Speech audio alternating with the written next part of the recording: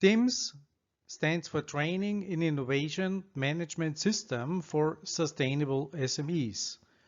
And this is the training module about ASM, the assessment process.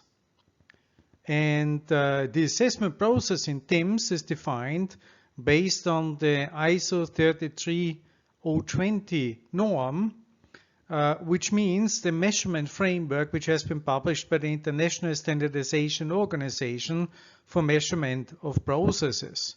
And we apply that schema on innovation management processes to allow a Europe-wide benchmarking or even a worldwide benchmarking of innovation management across the SMEs. The project TIMS created a process landscape, which means a number of processes that have to be assessed according to the ISO 56000 norm in an innovation management system. These slides deal with ASM.1, which is one process in that landscape for assessment process based on ISO 33020. To get a better understanding of what ISO 33020 as a measurement framework means, we explain the concept on this slide. The concept foresees an x-axis and a y-axis. On the x-axis you see the number of processes. These are the processes of the process landscape for innovation management processes which TIMS creates based on the ISO 56000. And on the y-axis there is a measurement framework. The measurement framework of how to measure the processes is coming as a standard model from ISO IEC 33020. And that defines capability levels of processes from 0 to 5. In the measurement framework of ISO 33020, every process is getting a capability level, which means a capability level is measured per process. That delivers a profile where every process is having a capability level, and on the x-axis you would see along a capability level profile like displayed here, where maybe process 1 is level 2 and process 2 is level 1 and process 3 might be level 3. And every process for level 1 needs to fulfill so-called base practices. Base practice is a level of doing the work. And level 2 and 5 is an efficiency and effectiveness based rating, and the questions for level 2 and level 5 of how efficient, how effective processes are is standardized according to the ISO 33020 norm. ISO 33020 defines capability levels 0 to 5. Capability level 0 incomplete, capability level 1 performed, capability level 2 managed, capability level 3 established, capability level 4 predictable, and capability level 5 innovating.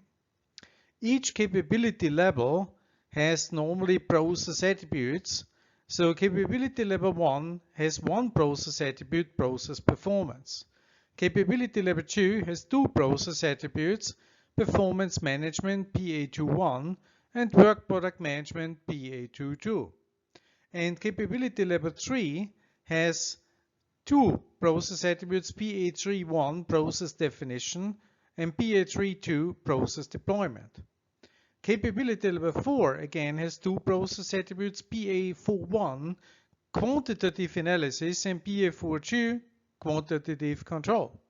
And capability level 5 innovating has also two process attributes, PA51 process innovation and PA52 process innovation implementation. We will see later on the slides that for each process attribute there are certain practices to fulfill. And for those practices you give a rating, and then we conclude about the completion of each process attribute.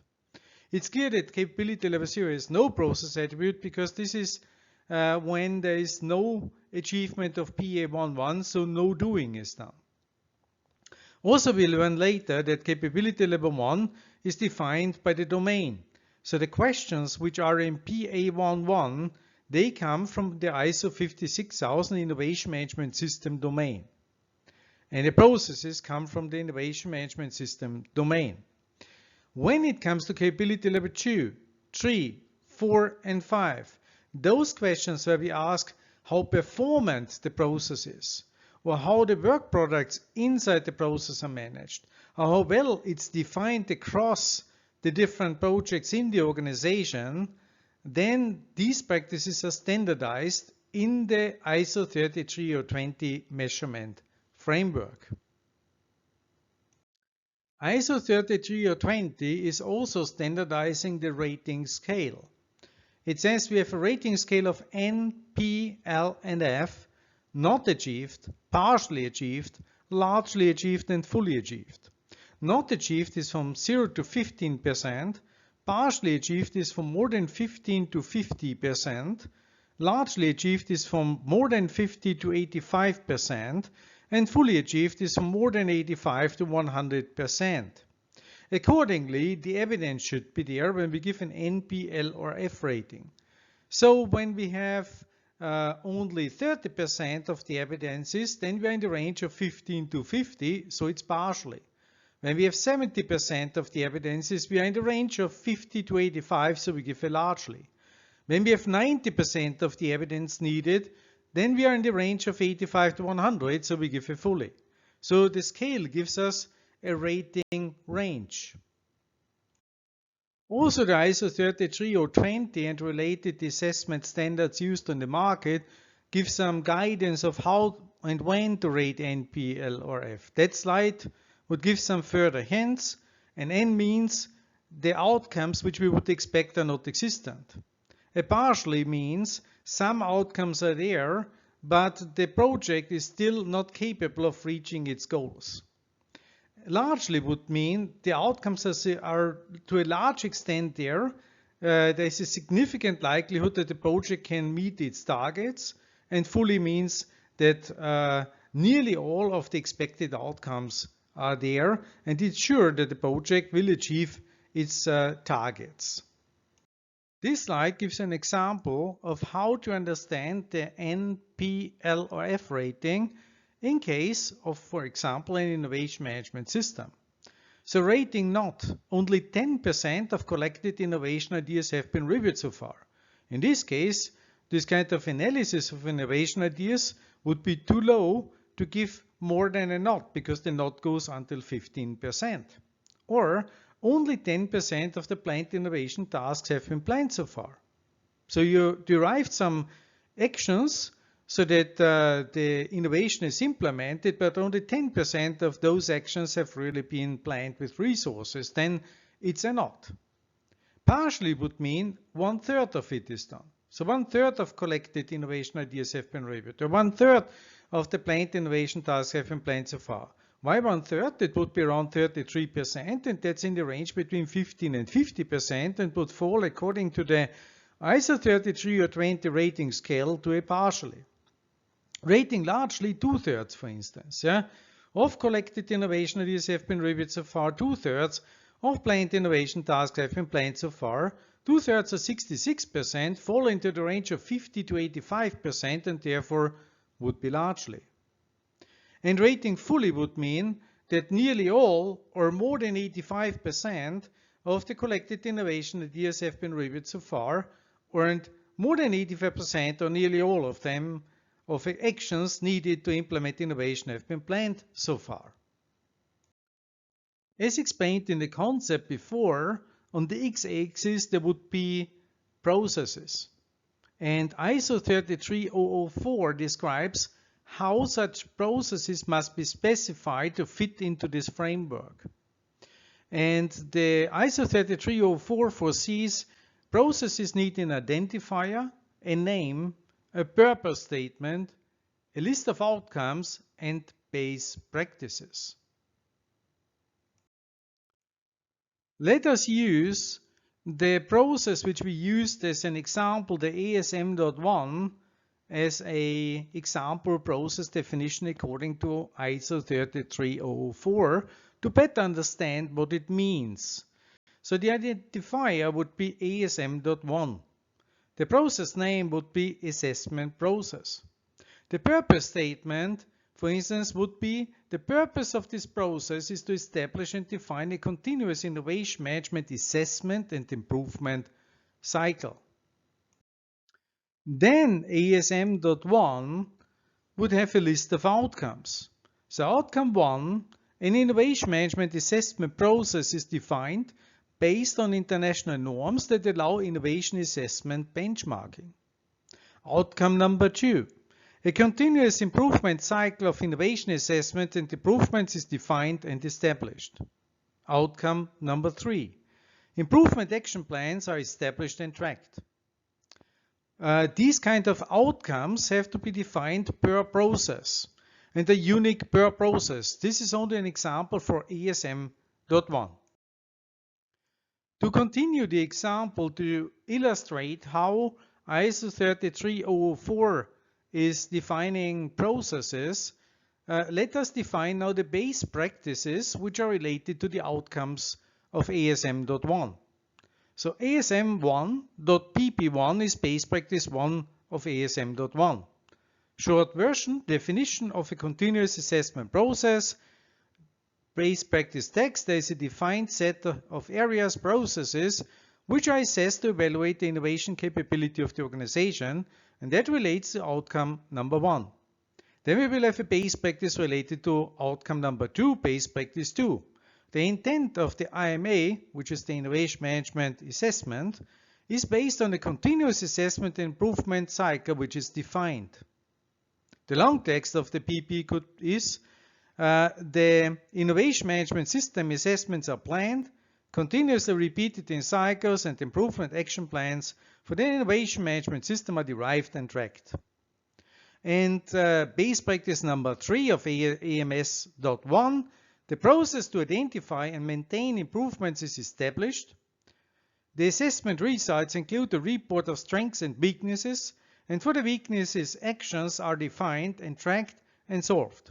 Solved issues are being re-evaluated in the next assessment, which is the base practice relating to outcome number 3. Then for the process, according to ISO 33020, the measurement framework, every base practice gets a rating. Like here, PP1 of ASM.1 rated L. Base practice 2 rated F. Base practice 3 rated F. And then the 3 ratings are aggregated to a total rating for level 1, which is the rating for the process attribute 1.1. In this case, an L, F, and F would deliver an F. So rating level 1 means rating of base practices with N, P, L, and F. And the rating of the process attribute P1.1, which you can see also in the capability level scale at the beginning of this talk, means to aggregate the NPLF ratings of each PP and map them to an NPLF percentage scale for the process on level 1. So for instance, usually we use an average algorithm where we use for N0, P 33%, L 66%, and F 100%. And the above value, like here, LFF, would mean the average algorithm of 66 plus 100 makes 266 divided by 3. And since this is above 85%, this average calculation, it delivers an F in total. And the assessor community allows that we can overrule this average algorithm, but only if an experienced lead assessor that has experience shown as a competent assessor over years and by some references, they can overrule the average algorithm. But normally most of the assessors, or nearly all community, to have a comparability for benchmarking would use this average algorithm. We had mentioned before that when it's level 1 rating, this depends on the processes defined for the domain. So it was the domain of innovation management processes. When we come to level 2, level 3, level 4, and level 5 rating, it's a rating based on the measurement framework of ISO 33020. So we're dealing with more general questions to evaluate if the process which is foreseen has been really effectively done in this innovation project has been really effectively established across all projects for level 3 and has been measured across projects for level 4 and has been then used to improve the whole organization according to level 5. So each process attribute has so-called generic efficiency and effectiveness practices. These are called GBs, generic practices, and because they are asked generically for each process separately. And also each generic practice is rated by N, PL, and F. And you can imagine that when we look here on the slide and we look at PA21, Performance Management on Capability Level 2, that's only a chapter, but behind is a set of GB questions, generic practice questions. The same is for PA22, Work Product Management. You would see a number of additional efficiency effectiveness questions which need to be asked by the project for that process, and dependent on the NPLF rating, we would then aggregate a rating for PA 2.2. The same happens for process definition and process deployment on level 3 and so forth.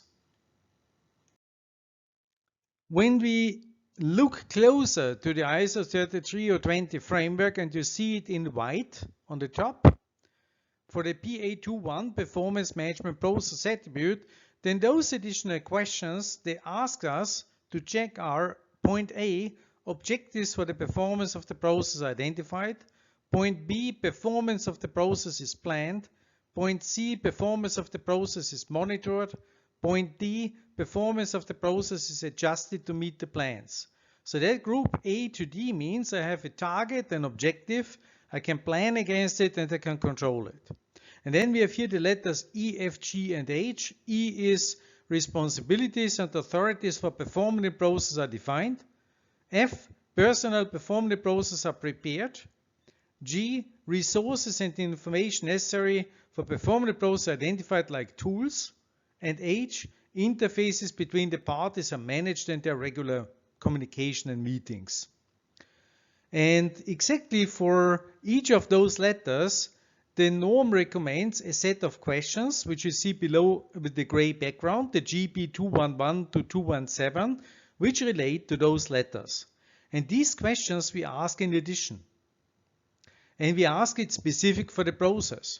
So when we have GB 211, identify objectives, and we ask it, for instance, for the process of assessments, we would ask for objectives related to how many assessments to perform, how many per product domain area, and in which time scale. So we have a kind of planning target for innovation assessments. When I would apply the same GB 211 as a generic practice, for instance, on idea creation, I would rather measure how many brainstorming workshops per product domain are planned and how many ideas were exploitable after rating the ideas and so forth. So we would have different targets dependent on which process we use to apply the GB 211 and interpret it, but it forces actually every process to think about targets on level 2. And that's a good thing because when we do something, we still should orientate ourselves on targets, and the level 2 questions force us to have so-called defined targets and see if our plans are against those targets. Here's an example of interpreting this performance management generic practices which we have listed before, the GB 211, which was identify objectives, and it could be when we apply it on assessment process 1, the number of assessments planned. For instance, 1 assessment per year per product or service domain. That could be a target which is measurable. 2.2, when it comes to planning, we could have a Gantt plan or a schedule showing when the assessments are performed and when we have improvement milestones and lessons learned activities. GB 213, which is the monitoring practice, we could interpret for ASM.1 the monthly status report about improvement actions derived from assessments. Or GB 214, which is adjust the plans generic practice applied for ASM.1 for assessment process, that we have escalation of action items agreed which are overdue than more than 4 weeks. So that we have a kind of counter action if innovation plans are not holding. And then, as we have seen before, the GP215 to 217, which was more the letters from E on, which is about roles assigned and in meetings planned, enough resources are there. So we would ask here, GP215, are the role of assessors and assessment coordinators assigned and implemented to run the assessments? GP216, are resources and assessments and improvements planned so that we have really a budget for the assessments from top management and we have budgets to actually implement the improvements that are resulting from the assessments. And GP217, if the assessment results and improvement actions are reported in regular meetings, and in which meetings, because that's about the interfacing to other teams, the generic practice. So what we can see here is we use the scale or the measurement framework idea from the ISO 33020 to ask the questions for performance management, but to interpret these criteria in terms of the process ASM.1. And if there would be another process like innovation management system or idea creation, then we would have to define different targets but play it through with the same set of generic practice criteria. I can give you a further example just using the example of PA22, this process attribute work product management on capability level 2. There would be 4 criteria, A, B, C, D. A is requirements for the work products of the process are defined. B is requirements for documentation and control of the work products are defined. C is work products are appropriately identified, documented, and controlled. And D is work products are reviewed in accordance with planned arrangements. So usually A and D are belonging to each other and B and C. Usually the questions which we ask in projects are also resulted and shown here in gray background. So GP221 would check point A and GP224 would check point D. So we would first check define requirements of work products and if there was reviews against it. What would be, for instance, a work product? The work product we would interpret per process. ASM.1 is the assessment process and the work products are, for instance, an assessment plan or an assessment report or an improvement action list. These are the work products. And the question in 2-1 is, do we have a template for an assessment report? Do we have a template for an assessment plan? Or do we have a tool and a standard format of how to track improvement actions? And GP224 would review against those templates if our assessment reports are complete, if our assessment plans are complete, if the actions are properly documented. And then also belonging to each other is the point B and C in that attribute according to ISO 33020. 222, GP222 is we plan where the things are stored, version controlled and documented, and 223 is the project which we assess or the organization which we assess is storing the material really at that place. Why is that important?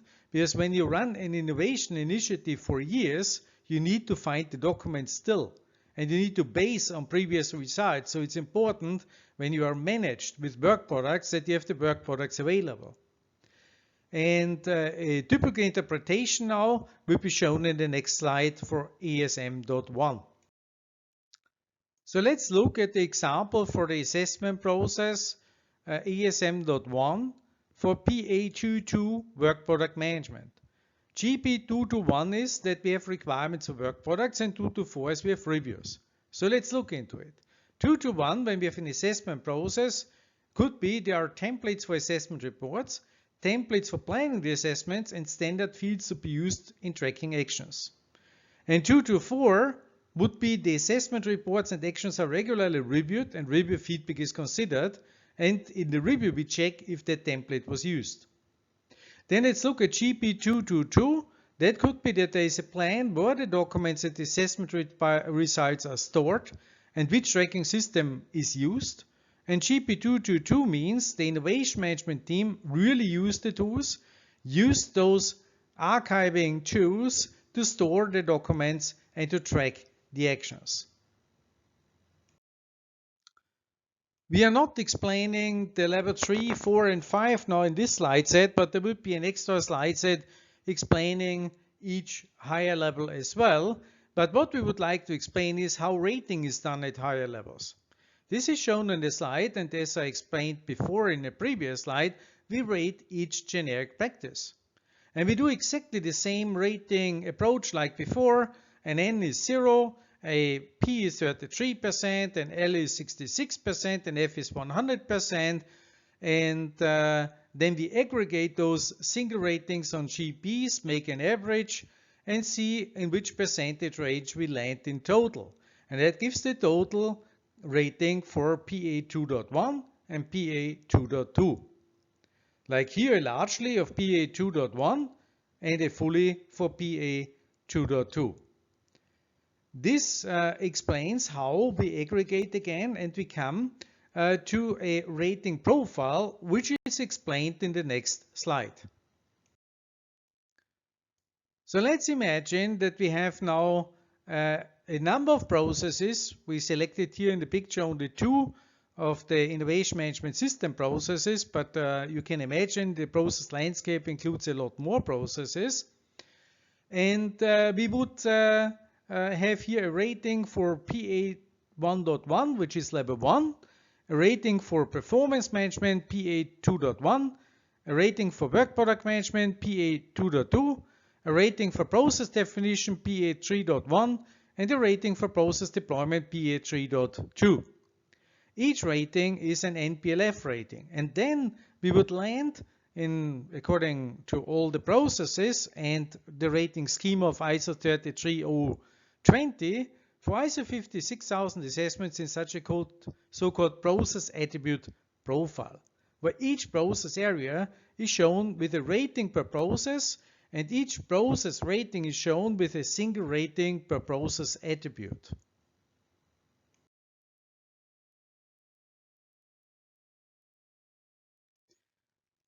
Then the ISO 33020 norm has an algorithm how to translate a process attribute profile to a capability level profile.